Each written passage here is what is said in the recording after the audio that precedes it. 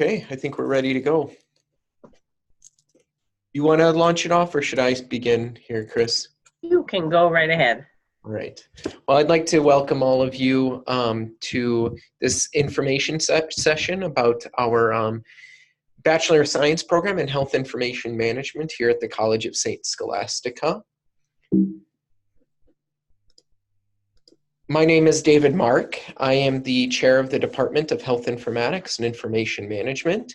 We're going to share with you some information that should be help you in making your decision about whether you'd like to pursue the BS and HIM at the college, as well as providing you with some additional information regarding how our program is organized and the content, the courses, and the internship requirements. Today you're going to hear from Pam Oakes, who is the program director of the BS-HIM program. Eric Nordgren is the program manager. And lastly, from Chris Carlson, the associate director. She also is our enrollment coordinator. I don't know what your title is, Chris. I'm sorry. Associate Director, Enrollment Management. Yes. Enrollment Management. Yeah. Thank you, Chris. Yeah. So just to begin,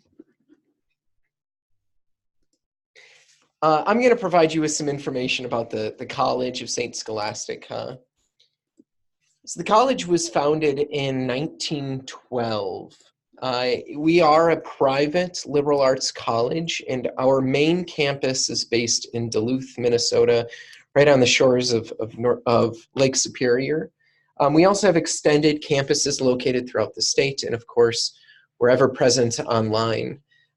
This picture that you see here is of one of our more iconic buildings. It's of Tower Hall on the Duluth campus. If ever you have a chance to make your way up to Duluth, this is a great place to visit, and make sure to stop by Tower Hall and walk down the historic hallways and see the historic architecture. The college is affiliated with the Catholic Benedictine tradition. However, you do not need to be Catholic to attend school here. We do have 5 core values of community, hospitality, respect, stewardship, and love of learning. And all of these values guide us on a daily basis. They're infused in our programs and our curriculum, and it allows us to maintain a strong connection with our students, with colleagues, as well as when you graduate as alumni. The value of stewardship is actually a primary focus this year as we're ending this academic year, but community is a primary focus within our program itself. The reason why we emphasize community is whether you're here on campus or whether you're online, we value each individual and their contributions to St. Scholastica and the broader HIM community. We always strive to treat our students with respect and give them the support they need to succeed. This is an aerial view of our main campus here in Duluth, Minnesota. As you can see, the college is surrounded by forest, and the campus does overlook Lake Superior. It's really a beautiful place to be, especially when all those trees turn colors in the fall, or if you're like me, I love the snow in the winter. So we have all seasons, some longer than others, but it's a beautiful place to visit and to be.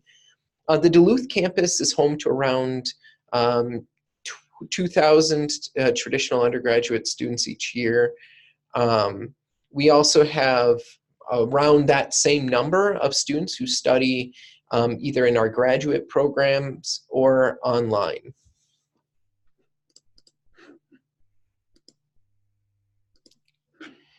The College of St. Scholastica is accredited through the Higher Learning Commission, otherwise known as HLC, of the North Central Association. And our HIM degree programs, as well as our health informatics program, they are all accredited by CAHIM, the Commission on Accreditation for Health Informatics and Information Management Education. Now, given that the BSHIM program is accredited by CAHIM, upon completion of the program, students are eligible to sit for the RHIA exam and earn the RHIA credential, which is the Registered Health Information Administrator credential.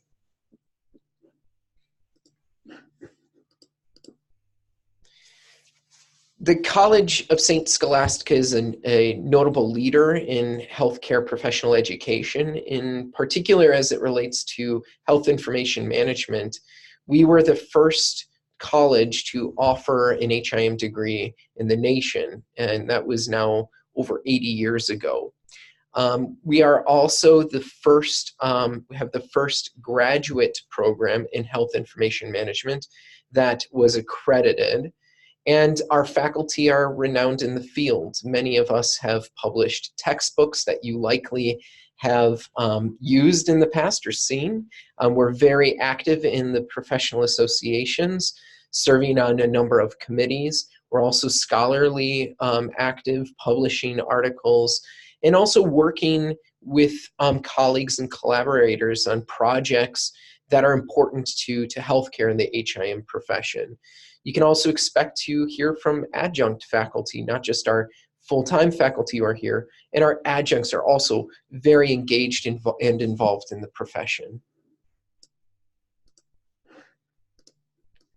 Now I'm going to switch bases and talk more specifically about health information management broadly and about the profession. So just to begin, let's provide a definition of health information management. So what is health information management? HIM, health information management professionals manage, compile, analyze, utilize, and report healthcare data. And in general, HIM improves the quality of healthcare by ensuring that the best information is available to make any healthcare decisions. Now, when we talk about HIM, we have to really think about the three main areas that require, unique skill sets around them. These include having a strong understanding of information technology. You can expect to take courses in the BSHIM program that teach you about information technology, the design of that technology, the use of the technology, as well as how to make use of the data and the information that's gathered. Clinical is another area, whether that's understanding anatomy and physiology, medical terminology, or the flow of information in healthcare. The clinical aspect of HIM is incredibly important. And then the last is bridging into management. It's managing not just the data and that flow of that information, but also the people and the processes that are required to ensure that information is used appropriately, to ensure that information gets to the right people or is built in systems are built in a way that makes sense, or that the management of processes to ensure hospitals are getting are following certain procedures regarding revenue cycle, reimbursement of services, and so on.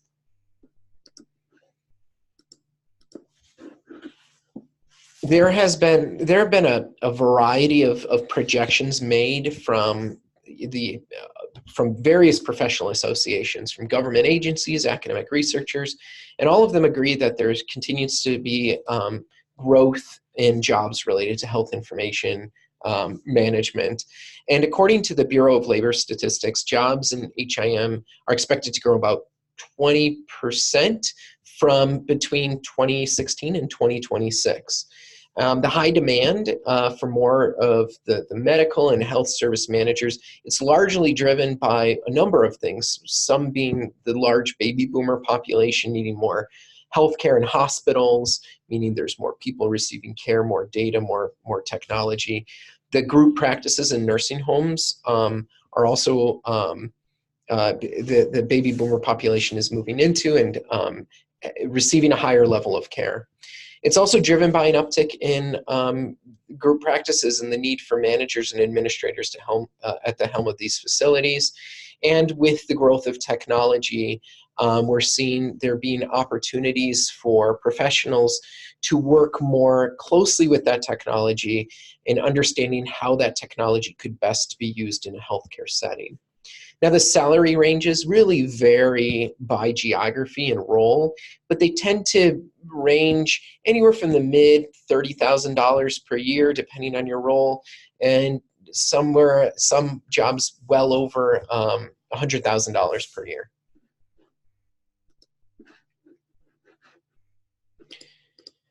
U.S. News and World Reports has ranked HIM-related careers as number 14 in best business jobs.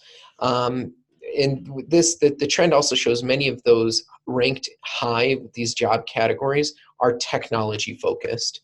HIM also ranks as number 24 in the best paying jobs and number 65 in the top 100 jobs in the US, which is largely due to low unemployment rate in the sector, the high median salary, and also by the continued growth in job opportunities.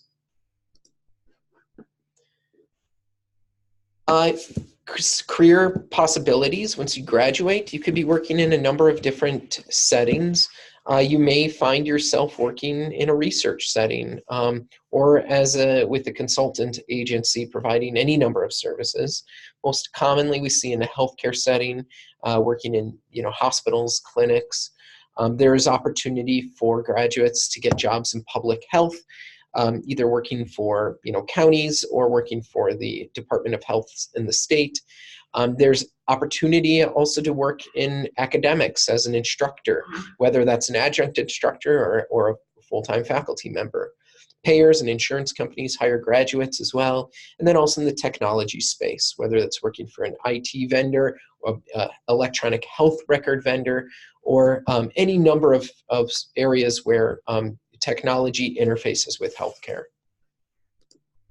I'm going to hand it off to Pam Oakes, who will begin by providing information more specifically about the BS program here at the college. And then Eric Nordgren will also share some information about the internships.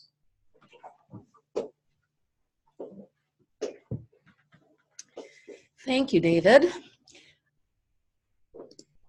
Okay, just to talk a little bit about the format of our bachelor's program in HIM. It is 100% online with a required 80-hour professional practice experience, and Eric will talk a little more about that in a minute.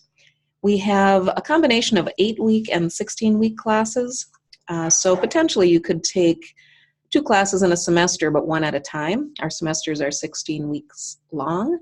And there are times where you could have one 8-week class the first term and one 8-week class the second term, and wipe out a couple classes there with the workload of one at a time. We do have an individualized program plan, so you can go at your own speed. Maybe one semester you can take 2 or 3 courses, and another you just would like to take one or take a break. We can individualize that program plan. We are not a cohort model. There are 5 starts per year, and Chris will talk about those in a little bit. And we have uncapped enrollment, so there isn't a wait list. If you choose to start the program, you'll be able to begin right away. We have small class sizes. We typically cap our online courses at 20 students. So most of our courses are less than 20. And you have an opportunity to learn from your peers through coursework in the online environment. Here's a sample curriculum that gets at the slide that David talked about with the unique skill sets, the clinical management and technology. We have courses in anatomy and physiology, pathophysiology, medical language, and pharmacotherapeutics to get at that clinical foundation. Then we look at the U.S. healthcare system as a whole, which can is kind of a nice way to go into the rest of the courses, such as medical legal issues, the classification of health data, clinical data management.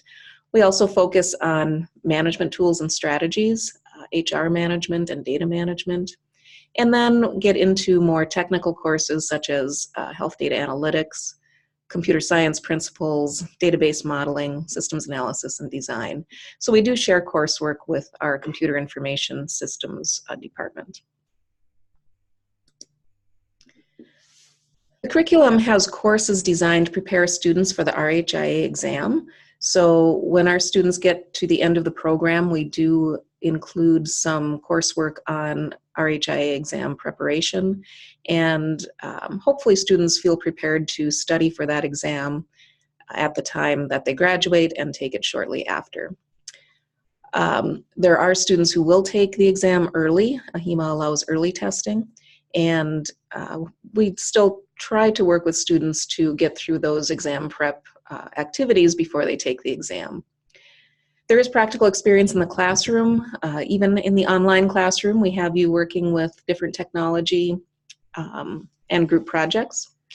And again, we do have a 2-week or 80-hour on-site professional practice experience, which Eric is going to tell you about.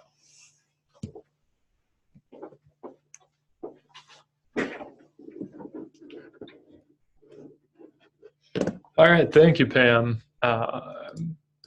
If there was any doubt about the technology focus, I'm trying to navigate things with David's 3 computers here, or 3 computer screens, I should say. So the professional practice experience, this is really one of the key pieces of your education here at St. Scholastica. And this is typically completed during the fall semester prior to your anticipated graduation. As has been mentioned, it's a 2-week, 80-hour on-site experience. And I work individually with each student to coordinate the placement and compliance preparations. So the students are not required to find your own internship or complete background studies or other requirements independently. My work here is to support everyone through that process of finding a site, establishing the time frame that you'll be there, whether it is 2 weeks consecutively or an alternative type of schedule. We utilize a broad network of alumni, industry professionals, and other resources to find a site that works best for you. And that could mean staying close to home or traveling to stay with family. If you happen to have someone who lives in, say, Miami or LA or some other destination that you want to get to, we work to find a placement for you wherever that may be. And historically, we have placed students in a wide variety of sites, from traditional facility-based HIM departments to public health services to specialized consulting firms. Again, it's a required component of the program, but we want it to be unique to what your interests and what your experience are. So that's where working with you to find that site that meets your expectations and really looking at your future career needs if you are actively working. Again, it's a really important capstone type of experience, and we have found that all students have really found value in completing this externally supervised PPE, anyone from new professionals to people who are already established in the field, because we'll have people who are in management roles already, but the opportunity to step away from your current role and just get a fresh light from another system, another setting, can bring some new energy to the current role that you're in and really help you to advance your own skill set. And with that, I'll kick it back to Pam. Okay, thanks, Eric. The professional practice experience really is an exciting time in the program, and our students, like Eric said, whether brand new or experienced, seem to find a lot of value in those. So I did want to talk a little bit about the post-baccalaureate certificate of degree option. This is for students who already have a bachelor's degree in another field, and they would like to become eligible for the RHIA exam. So if you do have a bachelor's degree in a field other than HIM or from a program and not KHIM accredited, we have the post-baccalaureate option, which again is 100% online. It does include that 2-week professional practice experience, but it's 52 credits instead of a full bachelor's program. And those courses are a subset of what the curriculum was that you saw on a previous slide. We do take up to 20 transfer credits, so you could potentially get the post-baccalaureate certificate with 32 credits from Scholastica. Eligibility is just that you have a bachelor's degree from a regionally accredited college or university in any field and a 2.7 overall GPA from that program. Our online program has a lot of student support services, so you don't have to be on campus to get those. Every student will have an advisor who creates a personalized course plan. And like I mentioned earlier, that plan can be flexible. You can start out with one basic template and adjust that as you go. So you might think you want to finish the program in 2 years, and then life happens and you need to slow it back a little bit. We can easily do that and adjust your courses. So your advisor will help you through that each term as you go. We have an on-staff distance librarian. That librarian is here on campus, but is focused on our online students and distance-based students. So you have that one contact in the library who understands your situation being off campus. We do have a writing center that allows you to turn in any writing assignments in which you can get feedback and also learn some different techniques and resources for your writing. We do have a career services center, which really we work with a lot, particularly in that last course or two of the program when you're finishing up your professional practice experience. We use them to give us online seminars on resume writing and interviewing. They also will support you through the phone or through email to help you if you've got an upcoming job interview or something that you would like their advice on. And we also work with them with job postings. We do have online tutoring 24/7. That is through Smart Thinking, and that's for any topic, any content area. So that is available, and our students do use that. And we have a IT help desk as well that is available via email or telephone if you have any technical difficulties with our course software, which is Blackboard. Okay, I'll turn it over to Chris, and she can tell you a little more about the application process. All right, thank you, Pam. Yep, my name is Chris Carlson, and hopefully you're very excited to join our program this fall. I'm going to tell you about the eligibility requirements and the application process. I think you need to give me access to be able to advance the slides. Okay. Do we go to one too many? Okay. Are you going to advance them for me? Yeah, I'll do that for you. Okay. So first of all, the eligibility requirements. You will need a 2.0 for admission to the college and a 2.7 for admission into the program. If your cumulative GPA falls below 2.0, we do have a process in place to help students get admitted on a case-by-case basis. So you can certainly consult with me, send me copies of your transcripts. If you have questions, I can take a look. You do not need to have a certain amount of college credit, but if you do, we do free unofficial transcript evaluations. So you can just email copies to me. The program cost is listed here. Tuition is $425 per credit, and that's for in and out of state. Everyone pays the same tuition. Books are approximately $100 or less per course. It really, really varies these days from where you're purchasing your books, but that's just an estimate. And we have a couple of small fees each semester that you see here.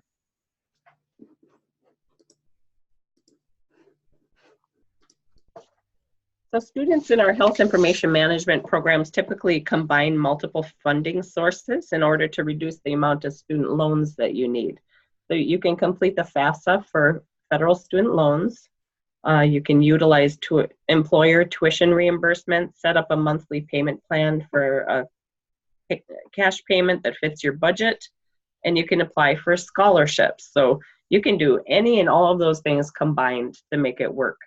We have a scholarship directory on our financial aid website where you can search for funding. And also, once you're a student, we pass on information on annual scholarships available through our college and through various professional organizations such as AHIMA National and state chapters, HIMSS, and AMIA. And two examples of HIM-specific annual college scholarships are the Sister Loretta and Sue Watkins scholarships. So there's a lot of options available. So here are the steps to apply, and it's pretty straightforward. You submit the online application.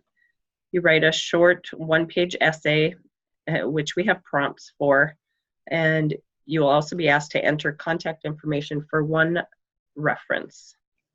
They will receive an email and that they have an online form to complete for the reference, and with an option to upload a letter. So those are the details there. You'll need to order official transcripts from every college where you got enrolled or where you've received financial aid. We have no application fee, and we do encourage you to apply for financial aid, and our school code is listed there. On our website, we do have a constantly changing list of transfer guides. So I encourage you, or if you have a question, I can point you to it also. But we have currently 20 states listed on this transfer guide page and 85 schools represented. And many of those have HIM or HIT programs, and we've created transfer guides that show how the courses in that program will transfer into our program. So it's a handy place. I encourage you to look on our website, css.edu, and search transfer guide, or just ask me and I can point you to it. So our application deadlines, we have 5 possible start dates. The next start is in fall semester, right after Labor Day, and the application deadline is August 5th. If that doesn't work for you, every about 8 weeks we have another start, and you can see the deadlines here.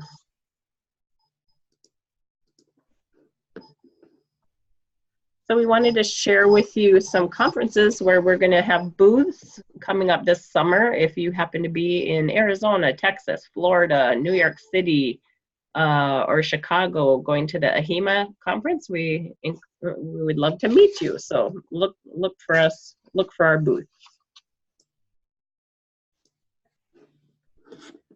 So we're coming to the end of our presentation, and I hope you've learned that the bachelor's in HIM is a great value at the College of St. Scholastica, and it's the highest quality program in the field. It is the convenience of being 100% online. You get personalized service and hospitality that our college is known for. You will have professional advising, and our placement coordinator will set up your professional practice experience with you. You will work with renowned faculty with much experience and expertise in the field, and you'll be joining our alumni network from a program that's been around the longest in the country, over 80 years.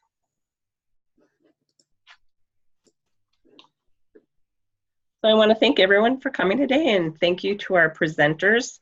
Our contact information is listed here, so feel free to contact us anytime with additional questions. We're going to open up the floor now to you. If you would like to type in the chat box any questions that you have, we would be happy to answer them.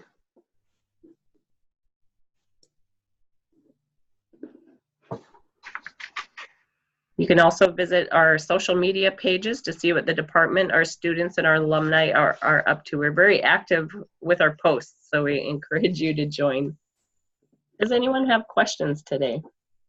Good afternoon. Can you hear me? Yes. Oh, good. I'm not on the computer. I'm on my mobile phone. So when you were talking about seeing things, I'm not able to see what some of the things you're referring to. But I have a couple of questions for you. In no particular order. My first question: your faculty, are they in the HIM profession, or do they have their credentials of the T or the A as well? Did they hear me? Yeah, this is Pam. We actually okay. Our full-time faculty are, I would say the majority of us are RHIAs. Oh, we need you to come closer, Pam. Oh, sorry. Can you hear me now? Yes. Okay. Yes. The majority of our full-time faculty are RHIAs or have an AHIMA credential. David has a CHDA, as well as a couple other faculty members. But we also use adjunct faculty who are working in the industry as well. So we actually have a Okay. combination of that. Our full-time faculty has experience in the industry and worked there first and have come on into the academic world. So we do have a nice mix of both industry and academics. Okay, great. My next question, let's see, someone mentioned about the online tutoring. My question is, after a student graduates from your program, are the resources that you have available for the student while they're actively in school, will those resources still be available? I'm asking to see if the online tutor will still be available, i.e. say when I start studying for my RHAI exam and I have some questions still, is that resource still be available to us? If you are looking for resources for the RHIA exam, your faculty is probably your best bet. And yes, we are Okay. available to you forever. Once you're an alumni of our program, you're with us forever. So we certainly are here to help you as needed. And then regarding other college resources, our Career Services Department is also available to our alumni for any interviewing or resume writing skills. And then we also have staff like Eric here in the department that will assist with any similar things, social media, LinkedIn, transferable skills from whatever your current job might be into, trying to use those as you interview for another job. So I would say your biggest resource after graduation is your faculty here in the department. Okay. I have another question. I heard someone mention that the school is a Catholic school. I just kind of want to make sure that, I know we do have to take elective courses, but I want to make sure that some of the elective courses wouldn't be pushing Catholic courses onto a student. I'll take a stab at this one, and if anyone has anything to add.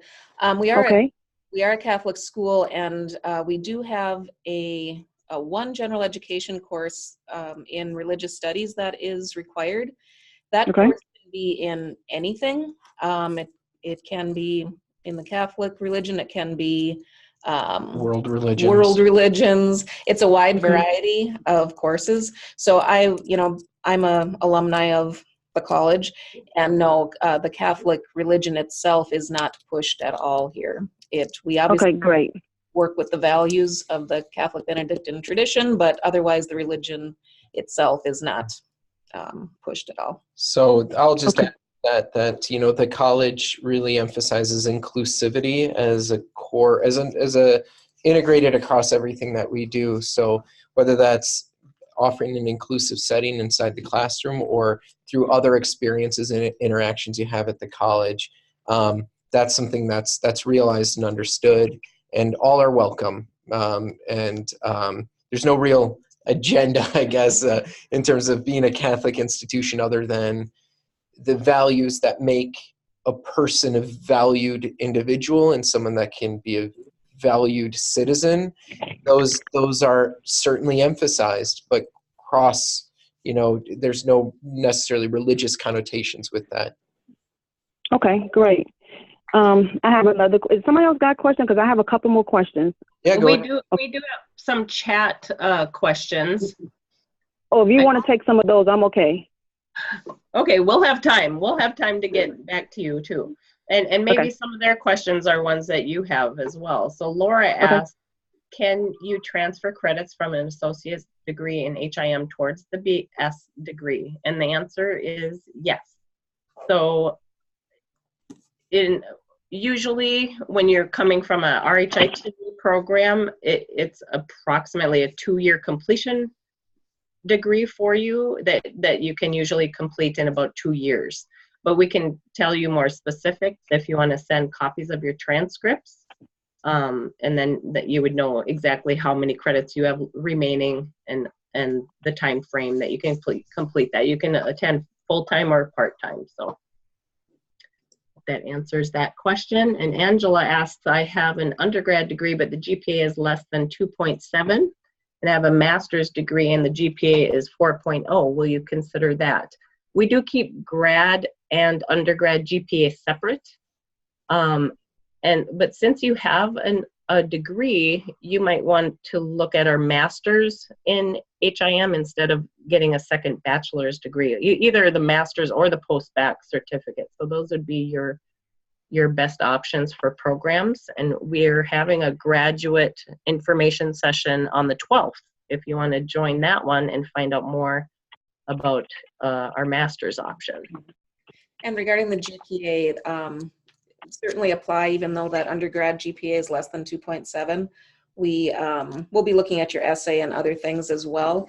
And typically what happens is we will admit you to the program, and you'll very likely with that 4.0 GPA in your graduate program, you're going to show us that you can do very well in our undergrad courses. So at that point, then we officially accept you to the major. So that shouldn't be a problem for you. Becky asks, you mentioned that some courses are 8 weeks and others are 16 weeks. Can you explain why that is and how that works in the program? How many courses are you allowed to take at one time? You want to take that, Pam?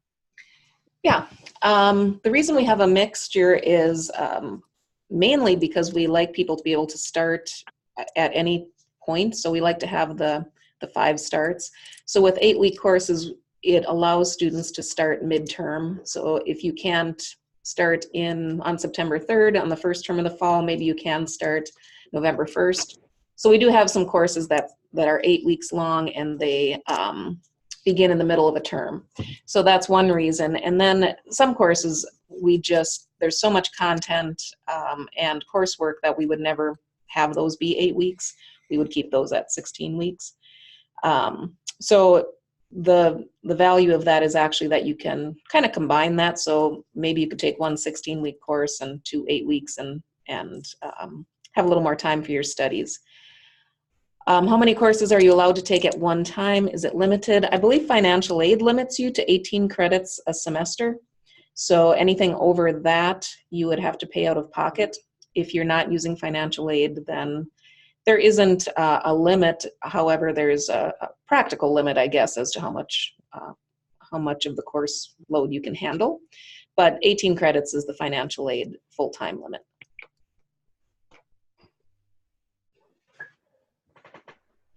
And Laura asked, can you explain more about the difference between the bachelor's and the post-bac degree option? I have a bachelor's in an unrelated field and an associate's in HIM.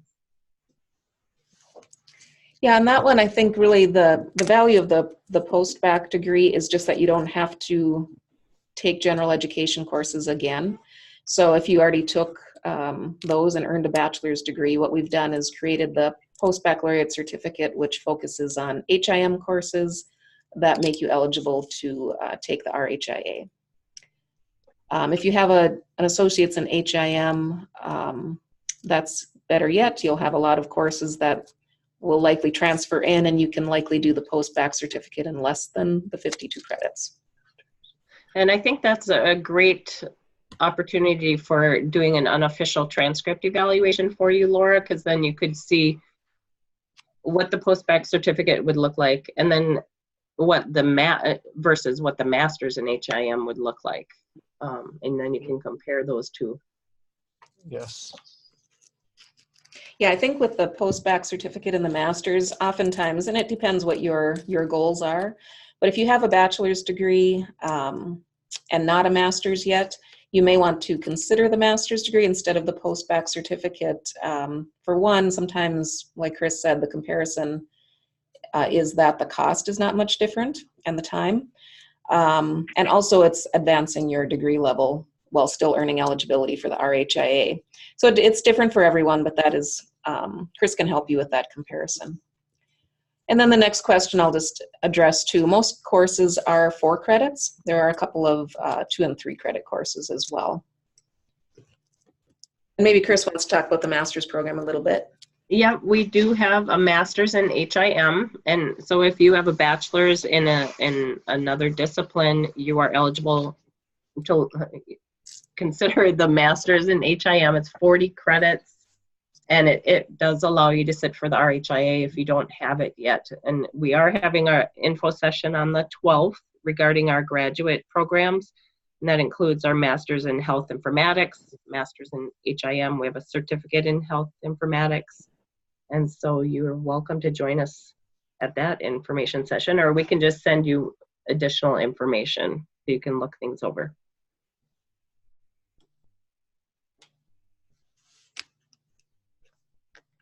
Okay, Laura asked, do the transcript eval online, is that online, or would I work with someone directly to determine that? You can, so hopefully you've gotten an email from me. If not, jot down my email address here, or I can find you, Laura, also, and send you an email. You can just respond to that and attach copies of your transcripts. And that's how we can kick off the transcript evaluation.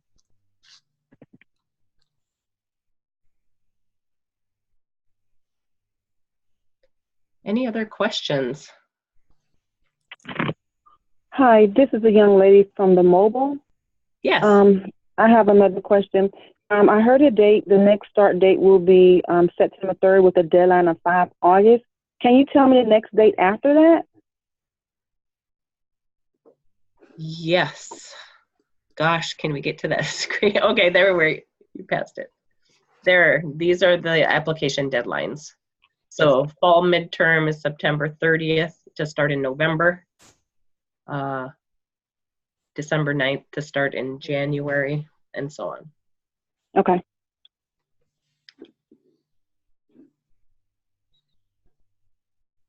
And one more question. The professional practice experience, I'm glad to hear that y'all will help students with that. I live in an area that is very challenging to find a site. So do you have anything in the state of Virginia? State of Virginia, yes, we do. And if we don't have something established already in your specific area, we will look to those professional networks, to our alumni, to try and find a new site.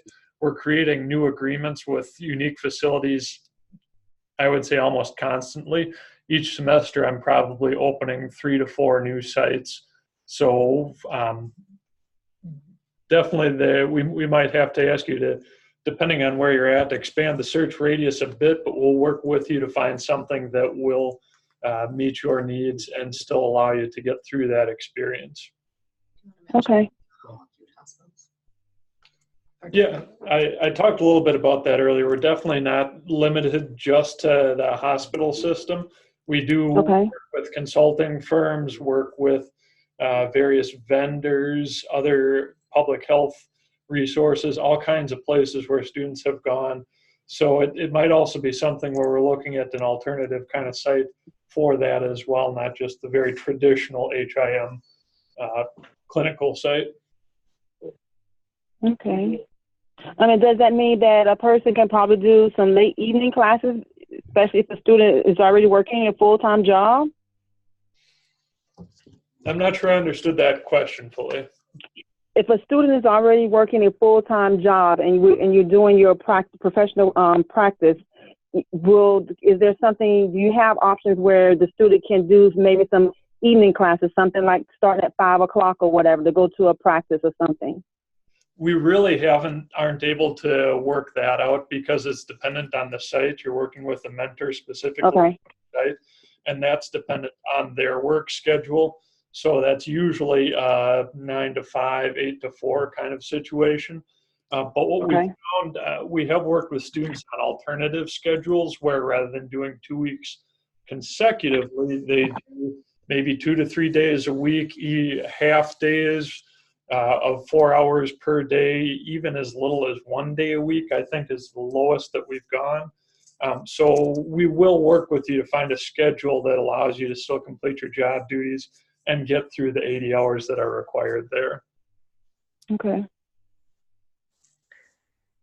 And Angela has a couple questions about the master's program. The start times and application deadlines are the same for our master's programs. 5 starts. And internship, there is not an internship or professional practice experience in the master's program.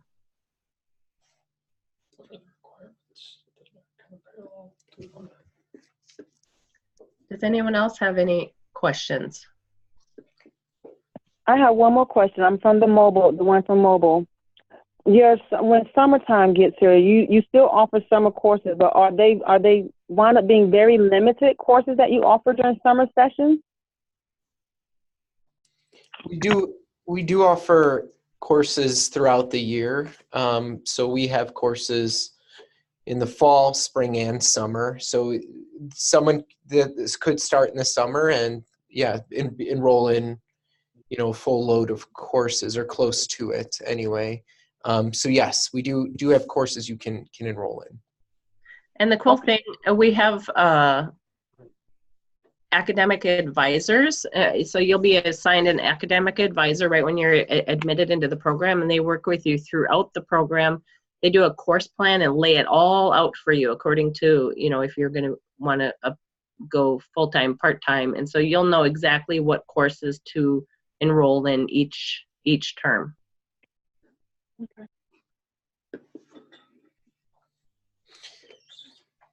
So Becky asks, is the PPE all at one location or would it be at different facilities? She's located in southeastern Wisconsin, Milwaukee. So the PPE is going to be, you'll be with the same facility throughout that 80 hours because it's still a relatively short time frame in the grand scheme.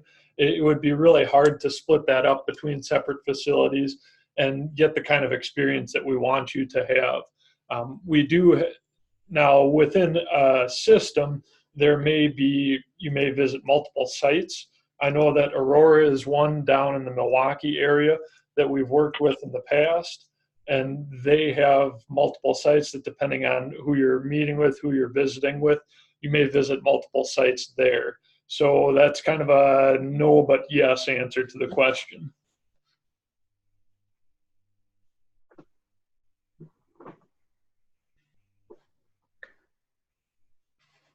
Any other questions? Might be last call for questions here. This is the mobile lady again. One more question. Right. Do y'all work with the military? In what way? Meaning the military has a program where Go Army Ed, as it called, and if a military person gets accepted to a school, they actually will, the military will pay for the school for us. But one of the stipulations is the college itself has to have a Go Army Ed account as well. Are you familiar with that? We work with all veterans benefits. That for sure, we're a yellow ribbon college. Uh-huh. And so if you are eligible for veteran benefits, you go through their eligibility process. We definitely work with you with those benefits. Is that what you're? Right, I understand the veterans, but it's for a person that's maybe a DOD employee, a federal employee. They do have funding for us, but again, the school itself has to have a Go Army Ed account so they can transfer the money and see just for the process of everything that has to be done. I just want to know, did your school have that? Are you familiar with that? I would have to get back to you on that. I wonder, have you received an email from me? If you could. Are you Christina? I'm Christine. Yeah. If you want to send me an email, then I can respond. I'll research that for you and get back to you on that. Okay, that'll be fine. Okay. Yeah, we do have staff at the college that deal with our military and veteran resources with working with students. So we can ask them those questions for you and get back to you. Okay, thank you.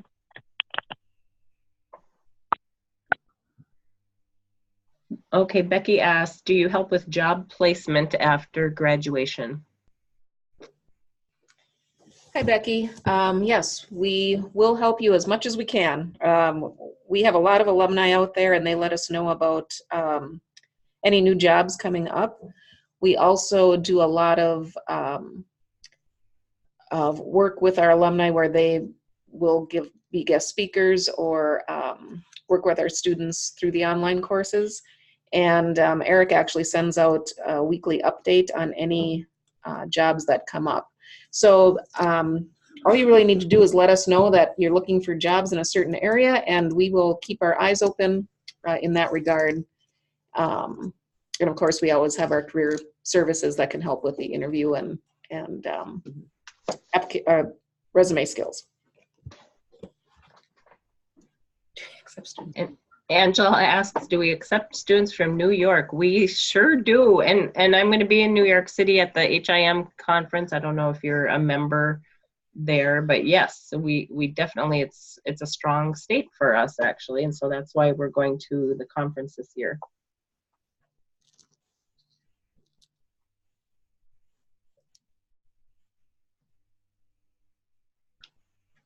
So any last questions from anybody? I will be sending out the recording, and I can send the slides to you all, and feel free to communicate, call me, email me, we can text if you want.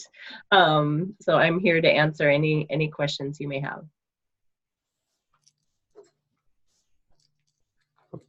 Thank you, everyone. All right, thank you.